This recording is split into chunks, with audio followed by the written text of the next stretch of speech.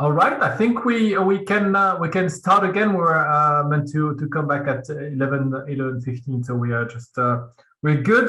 We are running a bit late, but we'll give another 10 minutes or after 12 without problem. Thank you. Welcome back.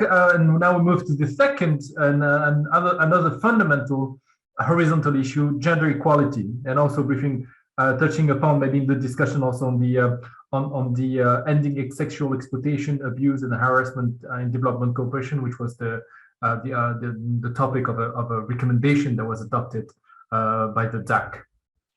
Here again, we'll have the chance to hear from one of our finest experts here at the OECD, Jenny Hedman, who is Gender Equality Policy Advisor and coordinator of the DAC GenderNet, the network on gender in the DAC. And she will share with us some insight from an upcoming guidance on the mainstreaming fundamentals of gender equality and the empowerment of women and girls. And we'll have then the chance to hear from Krista for sharing Finland's experience on gender mainstreaming through, and she's senior advisor in the gender equality in the unit for sexual policy at the Department for Development Policy at the Ministry of Foreign Affairs of Finland. And she will share with us the different ways in which gender is being mainstream in Finland and some of the challenges that has encountered. And finally, Mrs. Iluta Lāce, I hope I did not mispronounce that too much. She's the head of the Resource Center for Women, MARTA, in Latvia, and she will reflect upon the discussion to highlight maybe some of the Latvian experience and possible ways forward for the Latvian development cooperation and the mainstreaming of gender. Without further ado, I'll give the floor to Jenny for her intervention.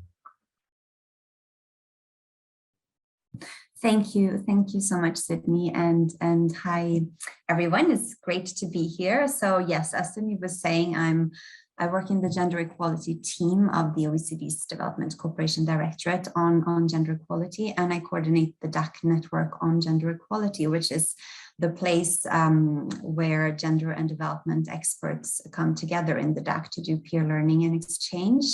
And that is for DAC members, but we also do plenty of sessions for actors beyond the DAC with multilaterals and non-DAC members and civil society.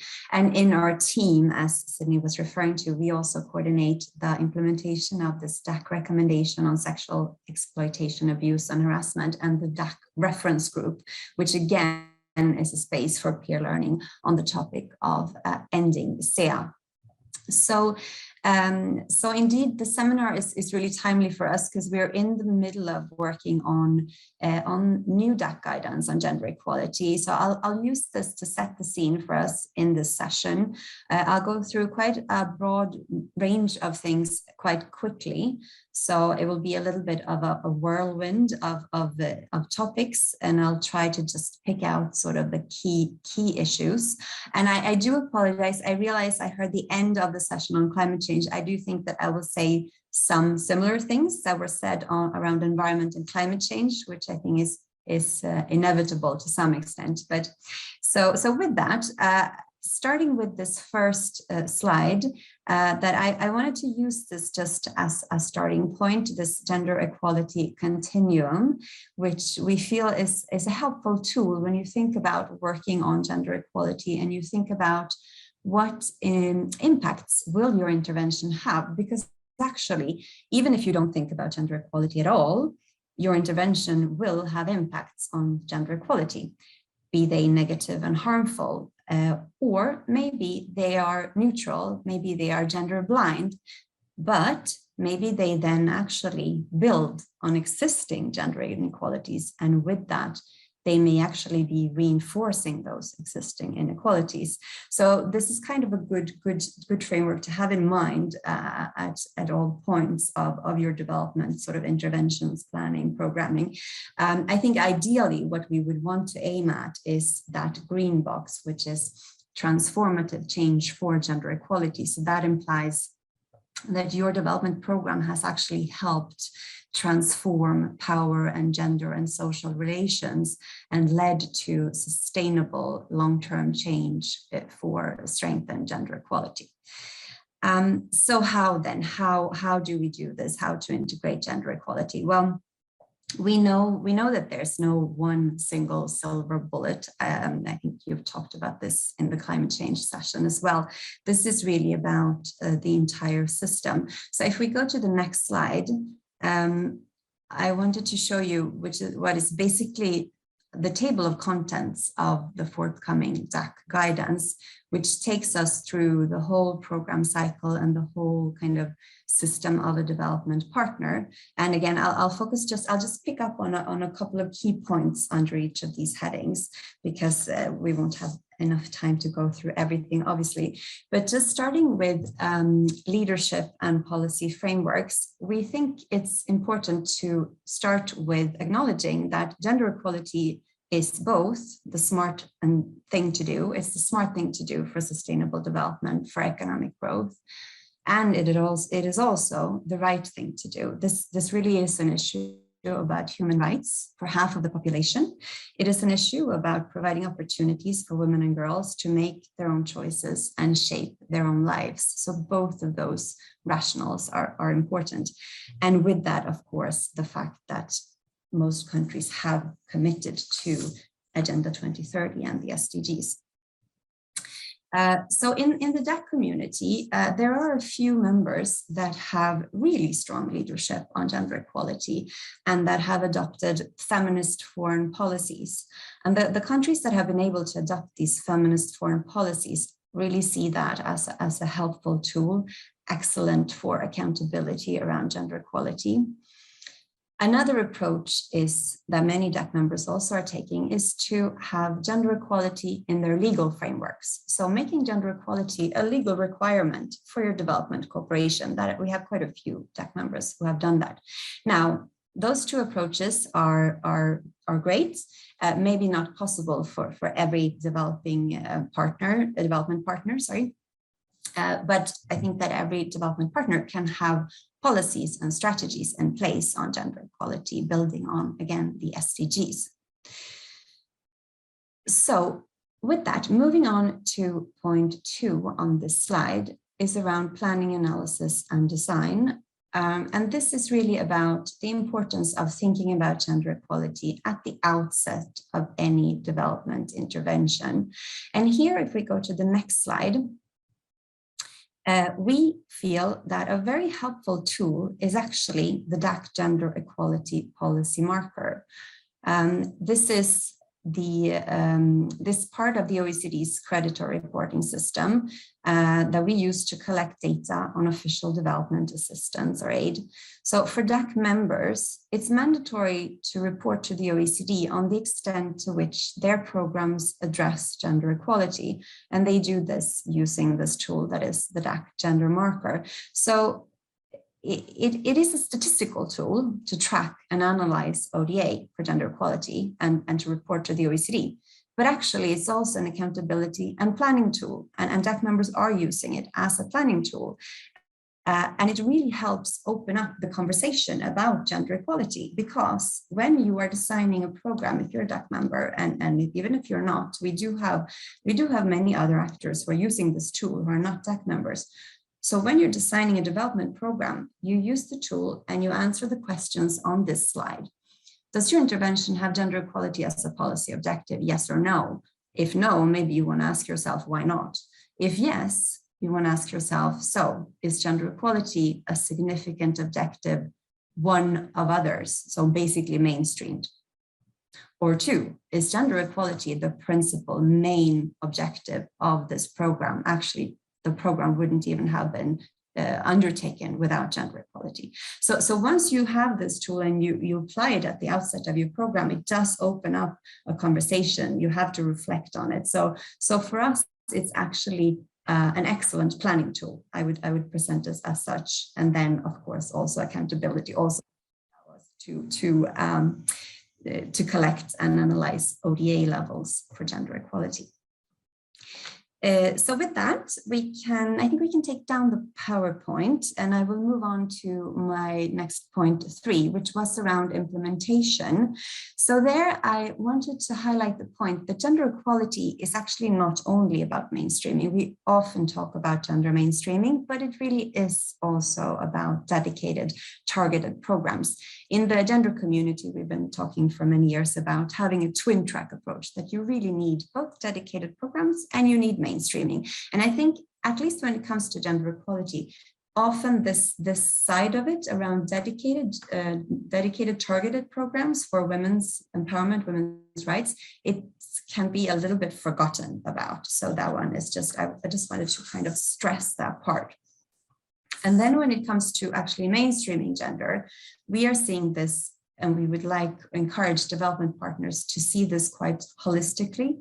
So of course, it's about mainstreaming gender in policies and strategies and programs, but it's also a little bit broader than that. It's also about undertaking policy dialogue and political dialogue with governments and with stakeholders.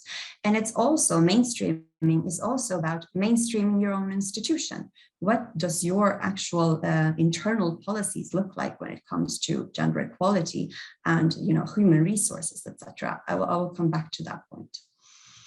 Another point, and the last point to make around implementation, is around partnering. Of course, when you're doing development programs, you necessarily will partner with the partner countries, with the multilateral, with the civil society organization, with the private sector, with whoever it might be. And I just want to flag one thing here that we feel is quite often overlooked, which is the local women's rights organizations and women's movements in partner countries, which really have showed that they can make a big difference for gender equality and women's rights at the country level.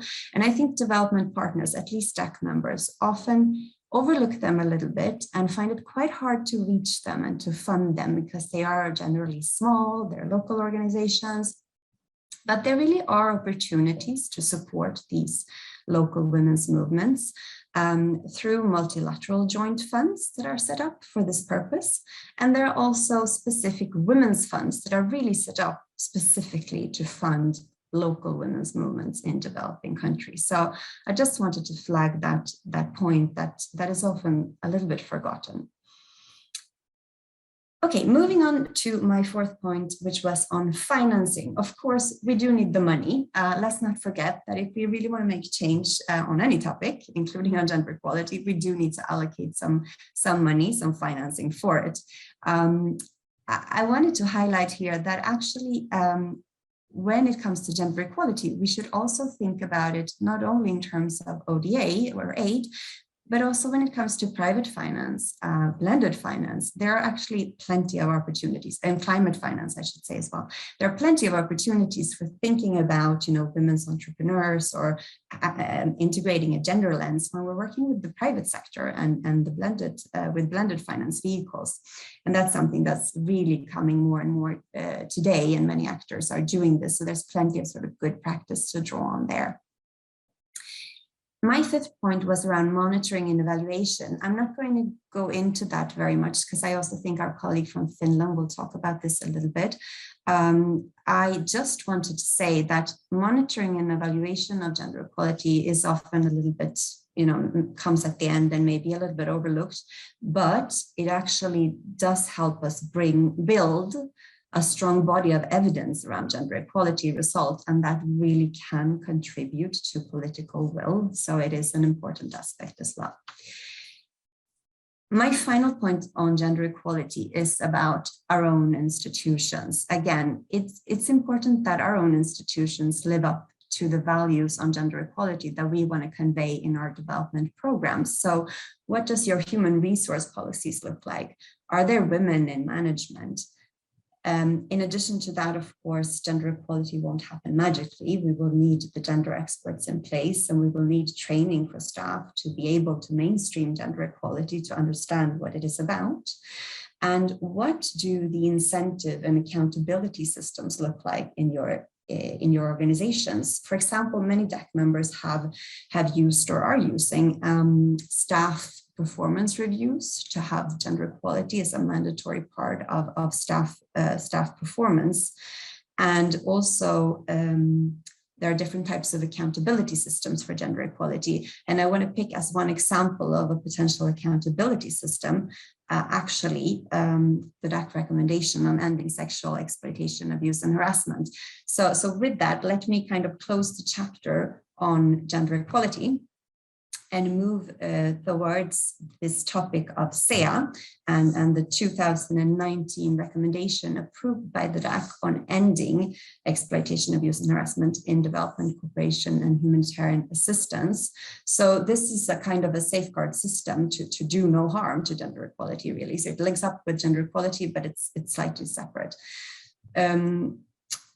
So the Dac recommendation has 6 pillars, which are actually, they're quite similar to what I was just talking about on gender equality when you look at them, but there are a few different issues as well. So the first pillar is around needing to have policy standards and leadership in place for ending SEA.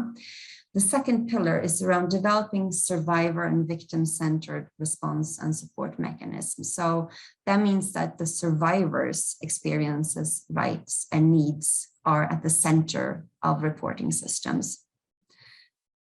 The third pillar are that donors should establish organizational reporting and response systems and procedures. So this includes internal complaints procedures and anonymous reporting mechanisms. So this takes us back to exactly what I was saying about, does your institution itself live up to its commitment around gender equality and what it wants to convey? Are you actually walking the talk internally? The other pillars of the Dac recommendation are around conducting training and awareness, around international coordination, and around, again, monitoring and evaluation. So coming back to that point. So this Dac recommendation, it is a helpful tool, and we feel that it is a framework to use and to work towards. I don't think any Dac member has everything perfectly in place. It's something that we're all working towards.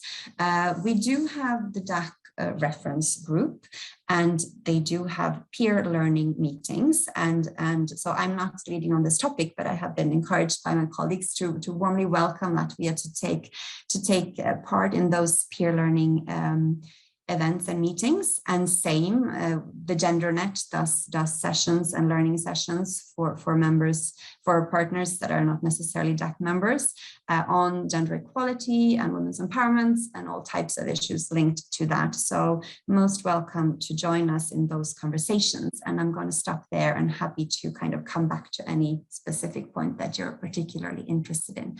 Thank you.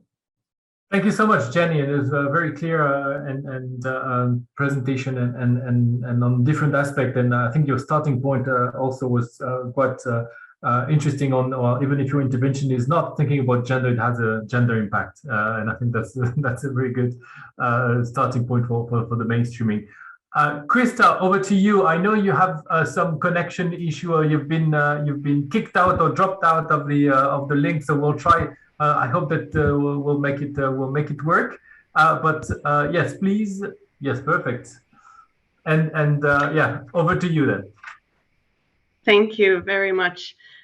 Just to make sure, can you hear my presentation? Can you see my presentation and hear me that way around? Yes, and yes, indeed. If you can, yeah, perfect. Put it very in good. Forward. Thank you. Very good. So thanks so much for this opportunity. It's really nice to be here. I'm, as has been said, the Senior Advisor on Gender Equality at the MFA of Finland. And I'm in charge of our approach on the cross-cutting objective of gender equality, which also then includes mainstreaming of gender equality within the ministry. So from that perspective, I'm really happy to share a few reflections from our side. So first, just as a kind of introduction, I wanted to present a bit about our cross-cutting objectives and our approach to them in general. We have new guidelines that I wanted just to highlight from a few perspectives. First of all, why did we find a need to update our cross-cutting objectives guideline? Well, first of all, our previous guideline was from 2012, and after that we have the Paris Agreement, Agenda 2030, also with the Leaving No One Behind perspective. So although we had looked at issues of gender equality and non-discrimination before, we needed to put them into a new standard framework as well. Then we have new obligations by the Finnish in the Finnish legislation, a Gender Equality Act, a Non-Discrimination Act that was revised in 2015. So we also felt that we needed to update our guidance on the basis of our own legal framework. And also internal processes such as improvements in our results-based management, a revision, a broader revision of our development cooperation to make us into a context of more guided by management through information and improved quality and these kind of things that we looked at broader as well. And then also our government is very much now looking at issues of human rights, gender equality, non-discrimination, and climate change. Why we felt it necessary to also look at our guidelines in the through this lens of strengthened policy focus on these issues. So how did we do this? We undertook a participatory phase in 2018 and 19. We held workshops with stakeholders, interviews on online inquiry, etc., on what we should do in terms of becoming better at mainstreaming and making a few topics into real cross-cutting objectives and not only so on the paper. So we clarified the bottlenecks preventing effective implementation of the cross-cutting objectives, and also we heard through these workshops and interviews that we needed a guideline that would be clear, concrete, and would include also a minimum standard and a definition of roles and responsibilities. So what changed? We have now 4 cross-cutting objectives instead of 3. I'll come back to those very soon. We updated language from reduction of inequalities. We now talk about non-discrimination instead of climate sustainability. We now have two objectives looking at climate issues, both from a resilience and low emission development perspective. And also we have the inclusion of the minimum standard of doing no harm, and also already referring to what Jenny was saying, we reinforced the twin track approach of mainstreaming and targeted action. So I will show a chart very quickly. I won't go through the details of this, but just to say that our current guideline looks at both goals and how to reach them, general information and key concepts, laws and commitments that are relevant, also linking our thinking around the cross-cutting objectives to the human rights-based approach more clearly. And then this is what our public guideline is currently about, and also defining the minimum standard and a few key actions. But then what we're doing now internally is to look at frameworks of implementation, tools, methodologies, templates for TORs, checklists on how to look at the cross-cutting objectives in different forms of development cooperation, ranging from civil society organization support to private sector support and so forth. So we're really going through all of our kind of body across, everything from defining TORs and going through assessment criteria for a project all the way to evaluation. How do we also make sure that we're implementing the cross-cutting objectives and not only saying so at the beginning of a project. So the guideline that was published last year, the updated guideline, then includes these 4 cross-cutting objectives: gender equality in a more kind of tangible way, non-discrimination with a focus on the inclusion of persons with disabilities, climate resilience, and low emission development. And as I said, we really tie this to our whole thinking on the human rights-based approach to development and our guideline on that topic. So how do we reach our goals? Well, as I said, we apply the twin track approach of both mainstreaming and targeted action. Mainstreaming for us means to systematically address, assess, seek opportunities, and include gender equality, non-discrimination, and climate change in different contexts, just in short. But basically, I would say that for us, it means like a switch, that whatever you do at whatever stage, you need to look at it from the gender equality angle. Do I consider what's the gendered impact of this, and do I consider it sufficiently, and if not, what corrective measures can I take? And then the targeted actions mean specific programs that were aimed at, for example, advancing the empowerment of women or persons with disabilities, or aimed at climate change mitigation or adaptation as the main objective, where the scope then of the targeted action is clearly defined. And here is just, we were strong at the activities to eliminate gender-based violence. So there we have, for instance, many specific programs, both at the multilateral and bilateral level, and in our support for civil society and the private sector. So the minimum standard has been really important also when we're looking at how the cross-cutting objectives have been implemented then, or are implemented in the different funding instruments or funding streams. So for us, it means to do no harm, and how we ensure this is on the basis of a screening or context analysis that ensures that no harm is done, and also that aims for equal participation.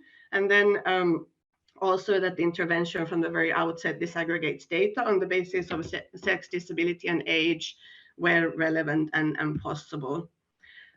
So switching now from this kind of more general thinking on the cross-cutting objectives to just say a few more words on gender equality in particular. So for us, of course, the starting point is that we're not looking at sex as such, where we disaggregate by sex because that's what we have methodologies for, but we look at gender equality from the cultural defined perspective, looking at roles and responsibilities in society, really looking at the transformative approach also when it comes to addressing the root causes of inequality, attributes that are attached to different sexes, entitlements, and so forth. So just to clarify that we're now talking about the socially perceived and culturally defined gender, and also roles related to that. When we mainstream gender equality, we find that it's not the goal in itself. The goal is gender equality in all our actions that we promote and undertake. Gender mainstreaming is a strategy to reach the goal of gender equality. And we also emphasize that gender equality is not a matter of women or girls. It's about gendered roles and norms that are socially constructed and deeply connected to the distribution of power. Then we also focus a lot on positive specific actions, focusing on women and girls that can compensate for prevailing gender inequality. So for instance, our first policy priority in our kind of theory of change for development cooperation focuses on the rights and status of women and girls, with a specific focus on sexual and reproductive health and rights and gender-based violence. Here we go to the side of targeted actions, but still we feel that also here we have kind of the mainstreaming lens as the primary entry point, looking at the inequalities that lie behind. And what does this look like then? Well, understanding of gendered impacts, doing a gender analysis at the very outset in a context, as part of the context analysis of any which intervention, gender budgeting, looking that we are not only saying that we'll do something, but also that we budget money for it at different stages.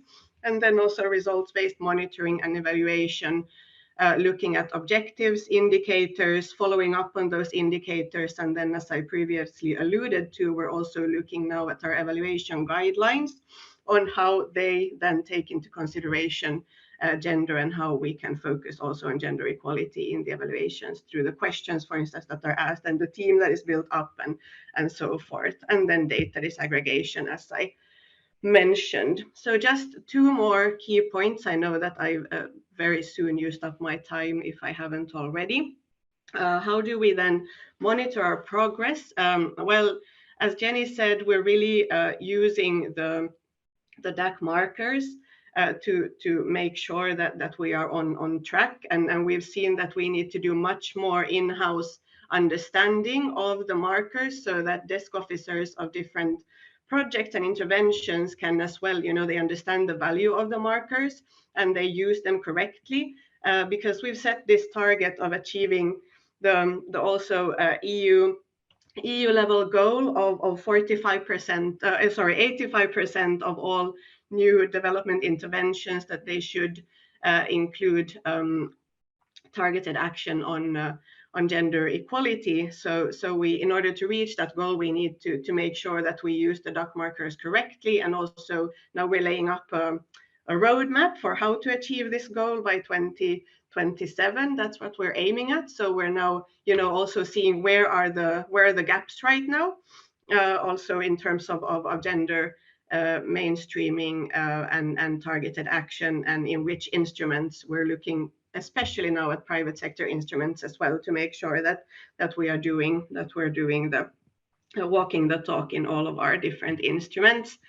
And then just as a last slide, yes, I wanted just to allude to how we see that gender equality interplays with the other cross-cutting objectives. And I just wanted to raise this image of intersectionality, multiple and intersecting forms of discrimination, where we look at the intersection between gender, disability, and other characteristics, and also aim to address those multiple forms of discrimination then through our actions. And then also in relation to climate resilience and low emission development, also there we have written this standard of considering gender and non-discrimination and human rights as well when assessing and mitigating climate risks and impacts of climate change. So I stopped there, and I'm really happy to continue the discussions. I have a few resources here as well, to the documents that I've been talking about, and also to the legal, to also the international standards that we use, but I can share these slides later then. Thanks so much. Thanks so much, Krista, and again for the colleagues, will be sharing the presentations also, so that you have also all the links, all the elements that were shared, and sounds very much, Krista, and also for the beginning, because in a way you also made the case to for us addressing the different cross-cutting priorities in a same setting, and Jenny was right at the beginning that in a way sometimes in a way we're repeating some of the things, but I think they all make sense. And I think going back and forth on each topic and how they relate to each of these dimensions and each of these kind of steps in the programming phase, the budgeting, the monitoring, and I think is quite essential. And that was also the objective of today, is to look at this in a way common framework of addressing this cross-cutting issue, but what are the specifics for each? So I think that's. And also the kind of step-by-step approach. I think that's also for the Latvian colleagues to understand in a way that there is no perfect system, and complexity is only reached after a certain time. And there are also simple simple kind of step-by-step approach to some of these things, like the markers, the data disaggregation can be simple ways also to begin. I will now turn to our colleague Iluta Lāce for her remarks, and again, she's the head of the Resource Center for Women, Malta, in Latvia. And I'll give you the floor. Paldies. Mani var dzirdēt? Thank you. I hope you can hear me. I'm Iluta Lāce. I'm a manager of the Center Marta. And Center Marta is an organization that works with gender equality on a routine basis. It helps women who suffer from violence, from harassment, and we try to make their voices heard to the legislators. We offer different amendments and policies in regulations and law, And we work both inside Latvia and outside Latvia in the Eastern partnership countries and in Central Asia, and we try to strengthen the gender equality dimension of bigger projects, and we also work with sexual violence prevention, etc. And I would probably repeat myself, but Latvia has not as yet defined its foreign policy as feministic policy, but I'm very proud that in our guidelines concerning development cooperation, gender equality is one of the aims, of the objectives, and now we have to work so that this would be implemented in practice, so that the new guidelines that we are going to develop will help us to achieve the goals or to become nearer to them. And in order to go into this direction, we have to understand what gender equality actually is and how your specific project implements it in a direct or an indirect sense. I have to agree with Ana Fernandez that people sometimes work on gender equality without even realizing it themselves. And this is also my experience, that many companies implement some policies or implement some things, but they don't even understand that they are promoting through their activities better conditions in work time and allow them to give a bigger contribution in economic growth. And in a simple way, I think we can say that gender equality is equal chances for and equal responsibilities for men, women, boys and girls in all areas. And certainly I have to agree to the other speakers. We have to look at ourselves, the project implementers. How do we implement the process in the organization itself? Because when we speak about people, products, services, either we build houses or build roads or design a city, if it is for people, then there are going to be men, women, and children there.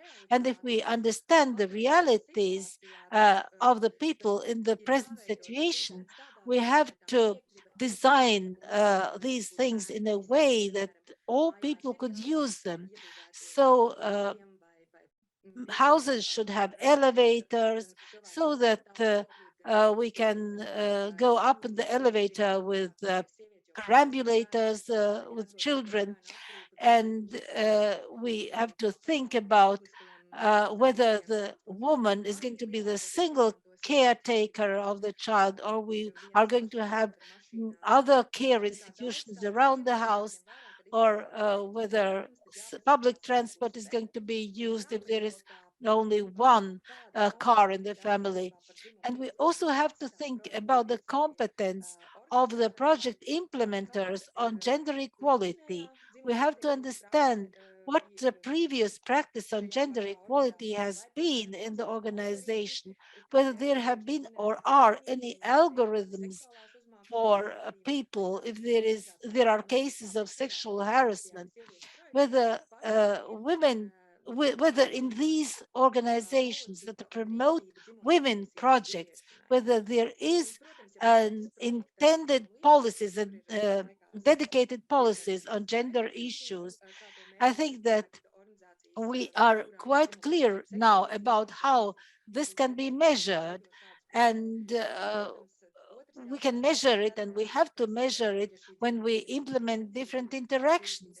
But the question is how to integrate this dimension and how to measure the project on integration, on gender equality, if we have not a dedicated product, but an integrated, the mainstream project.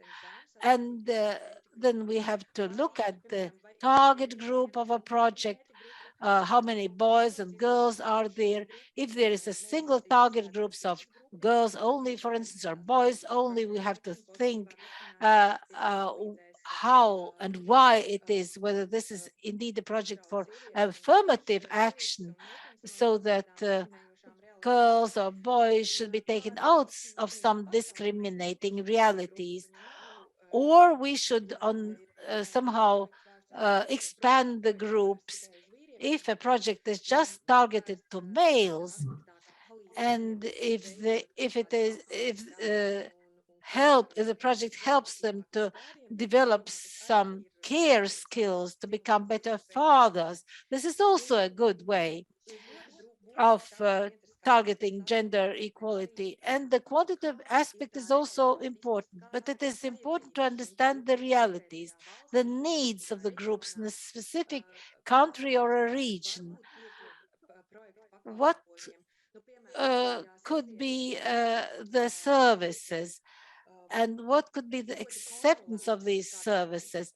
If women are very much controlled in some culture, like in the Central Asian countries, if they are isolated, especially in the rural or in the mountainous regions from society, and are inside the family only, and if they have no access to telephone or computer, or maybe they don't even have electricity, then digitalization projects will simply not be appropriate for them. They will not be able to access them. So we need to think about projects that can really be accessed by people. For instance, in Kyrgyzstan, males have a lot of different fancy gadgets, but they don't have a washing machine in the family, and this means that the women have to do it by hand. So it is important to have projects that are accessible for the target groups. What is the real reality of these target groups, both from the gender perspective and the cultural context? And we have to understand whether the outcome is going to be beneficial both for the women and for the men, and if they will help to disrupt the old discriminating models, or to bring down these, eliminate these discriminative models, or they will actually create more of these problems. For instance, we have a project of sponsoring or promoting women's entrepreneurial activity, but in a way that the traditional roles of women are promoted instead of broadening the possibilities for women. There are projects that simply they promote business, but the women remain within their roles, like sewing projects, etc. I have seen also projects where women are also invited to acquire plumbing services, but it is questionable whether these women will be let out from their houses, from their families, to do this plumbing course. We have to think about the realities. And it is also important when we implement projects and when we design projects, we have to think about the language that we use for addressing the target groups involved, what the communication channels are, whether this information actually reaches the women. And we have to think about what should be done to make the projects accessible. I could mention several examples, but I think that we have probably not enough time to do this. So I think that I could stop here, and then I would also somehow work on the guidelines together with you. I hope that you could see my screen, that it was not too disruptive, that sometimes I was lost from the screen. I was very passionate in speaking. Thank you very much, and thank you indeed for your passion in this topic. And I think you pointed to really important dimension, whether it is on how to reach women and girls in the programs, and also the dual track approach that was also mentioned before, and in the programs, and also in the programs themselves, and also in financing programs dedicated to the issue. So I will maybe leave some time. We are running a bit late, but I don't think that's a problem if we're a bit 10 minutes late. So is there any questions in the chat? I will maybe just check in the chat or in the participants list. I don't see any. Don't hesitate to raise them also in Latvian. But I think maybe and I can maybe foster kind of a conversation between our colleagues in Finland and the OECD and the colleagues in Latvia on in drafting the guidelines. What are the key things that should not be missed somehow in those guidelines, and to in a way, as the focus of these guidelines, if I understood right, is both in kind of drafting, for example, calls for proposals, and also in kind of looking at the projects that are being screened and received and analyzed, and maybe just so some maybe pointers or some elements that should not be missed in those frameworks. And maybe I don't know if Iluta, and then maybe have you Iluta react on those.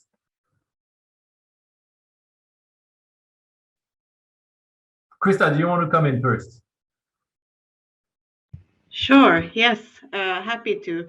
Very good question. I think also looking at our guidelines and what I think we partly managed to do and partly not is first to tie them to a normative basis, both national and international. I think that for us, the human rights-based approach is important, but we also need to kind of exemplify that and show that in our guidelines and the cross-cutting objectives, referring to the relevant human rights standards and norms and the follow-up mechanisms and such, so that we really kind of make the human rights-based approach and the broader normative basis as well kind of tangible also in these guidelines. And then I think that where we are partly not failing, I think, but where I think we need to put the emphasis now is to make the guidelines more concrete and operational. Because what happened was that we had all of these different phases planned, going all the way to the operational levels of implementation and monitoring and evaluation. But then we only